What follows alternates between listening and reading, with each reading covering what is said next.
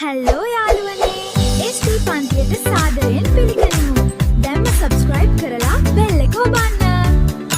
අයිබෝවන් මගේ ආදරණීය දරුවනේ. අද අපි පන්ති කාමරයේ සාමාන්‍ය පාඩමකින් ටිකක් එහාට ගිහින් හරිම අපූර්ව විනෝදජනක අභියෝගයක් විසඳන්නයි යන්නේ. දන්නාද? අද දවසට ඔයාලා හැමෝම මගේ පුංචි පරිසර රහස් පරීක්ෂකයෝ. ඉතින් මේ විශේෂ අභියෝගය විසඳලා නියම රහස් පරීක්ෂකයෙක් වෙන්න මගේ දරුවෝ හැමෝම ලෑස්ති පිටද ඉන්නේ.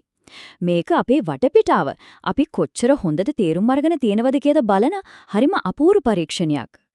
හොඳයි, රහස් පරීක්ෂකයෙක් විදියට අපේ පළමු පියවර තමයි ප්‍රශ්නය හරියටම හඳුනාගන්න එක. දැන් ඔයාලට පේන වේති අපේ අභියෝගය වෙන 5 ශ්‍රේණිය විභාග පෙරහුරු ප්‍රශ්නය. අපිට තියෙන ප්‍රධාන රාජකාරිය තමයි මෙතන ඉන්න මාළුවෙකුටයි කුරුල්ලෙකුටයි එයාලට ගැළපෙනම හොඳම නිවාස හොයාගන්න එක. හරියට ප්‍රහේලිකාවක් විසඳනවා වගේ වැඩක්. මේ ප්‍රශ්නේ විසඳන්න කලින් අපි කාරණු 3ක් ගැන හොඳටම අවධානය යොමු කරන්න ඕනේ. පරිසරය මොකද්ද? ඉන්න සත්තු කවුද? ඒ වගේම මෙන්න මේක ගොඩක් වැදගත් පිළිවෙලින් කියන වචනය. ශිෂ්‍යත්ව විභාගයේදී නිතරම දරුවන්ව රවට්ටන්න පාවිච්චි කරන ලොකු උපක්‍රමයක් තමයි ওই වචනය. ඒ නිසා අපි ඒකට අහු වෙන්න හොඳ නෑ. දැන් අපි යමු අපේ දෙවන පියවරට. ඒ තමයි මේ අපූර්ව ගොවිපොළ පරිසරය හොඳින් නිරීක්ෂණය කරන එක. සත්තු ගැන හිතන්න කලින් අපි පරිසරයේ තියෙන දේවල් පියවරෙන් පියවර හඳුනාගමු. බලන්න. ඒ අකුරෙන් පෙන්වන්නේ මොකද්ද? ඒ තමයි විශාල නිල් අහස. ඊළඟට B අකුර. ඒකෙන් පෙන්වන්නේ ජලයේ පිරීලා තියෙන ලස්සන පොකුණක්. C අකුරෙන් ලොකු සෙවන දෙන ගසක් පෙන්වනව නේද? ඒ වගේම D අකුරෙන් පෙන්වන්නේ පොළොව. අන්න ඒ විදිහට ස්ථාන හඳුනා ගැනීම තමයි රහස් පරීක්ෂකයෝ විදිහට අපේ පළමු ජයග්‍රහණය. හරි, දැන් අපි තුන්වන පියවරට යමු. මේ සතුන්ගේ ජීවන රටාව සහ ඒ අයට සුදුසු පරිසරය මොකක්ද කියලා දැන් අපි හොයලා බලන්න ඕනේ. දැන් ටිකක් හිතලා බලන්නකෝ මාළුවා සහ කුරුල්ලා කියන මේ සත්තු දෙන්න ස්වභාවිකවම ජීවත් වෙන්න කැමති කොහෙද? එයාලට අවශ්‍ය කැම බීම ආරක්ෂාව තියෙන්නේ මොන වගේ තැන්වලද කියලා අපි මොහොතක් කල්පනා කරමු. උත්තරේ හරිම පැහැදිලි නේද? මාළුවාට ජීවත් වෙන්න හුස්ම ගන්න අනිවාර්යයෙන්ම ජලය ඕනෙමයි. ඒ කියන්නේ අපේ පරිසරයේ හැටියට නම් පොකුණක්. අනිත් පැත්තෙන් කුරුල්ලා අහසේ පියාසර කරනවා වගේම විවේක ගන්න කූඩු හදන්නේ ගස්වල අතු උඩ. ඒක අපි කවුරුත් දන්න කරුණක් නේ. දැන් අපි ඇවිත් ඉන්නේ අපේ අවසන් පියවරට. ඒ තමයි මේ හැමදේම එකතු කරලා නිවැරදි පිළිතුර තෝරගන්න එක.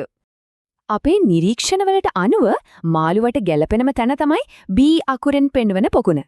ඒ වගේම කුරුල්ලට ගැළපෙනම තැන තමයි C අකුරෙන් පෙන්වන ගස. ඉතින් අපි කිසිම බයක් නැතුව මාළුවාව Bටත් කුරුල්ලාව Cටත් හරියටම ගැළපෙනවා. හැබැයි පොඩ්ඩක් ඉන්න. මෙතනදී අර මම මුලින්ම කියව රහස මතක් කරගන්න ඕනේ. අර පිළිවෙලෙන් කියන වචනය. ප්‍රශ්නේ මුලින්ම අහන්නේ මාළුවා ගැන. ඊළඟට තමයි කුරුල්ලා ගැන අහන්නේ. අන්න ඒ නිසා අපේ උත්තරේ මුලින්ම තියෙන්න ඕනේ මාළුවට අදාළ වෙන B අකුරයි. දෙවනුවට තියෙන්න ඕනේ කුරුල්ලට අදාළ වෙන C අකුරයි. ඒ කියන්නේ අපේ පිළිතුර අනිවාර්යයෙන්ම B සහ C වෙන්නම ඕනේ. ඉතින් ඔයාලා පිළිතුරු විකල්ප දිහා බැලුවොත් පැහැදිලිවම පෙනේ අපේ නිවැරදි පිළිතුර වෙන්නේ විකල්ප අංක 2. ඒ කියන්නේ B සහ C වේ කියන එක. ඔන්න බලන්න අපි මේ අභියෝගය කිසිම සැකයක් නැතුව නියම රහස් පරීක්ෂකයෝ වගේ ජයගත්තා.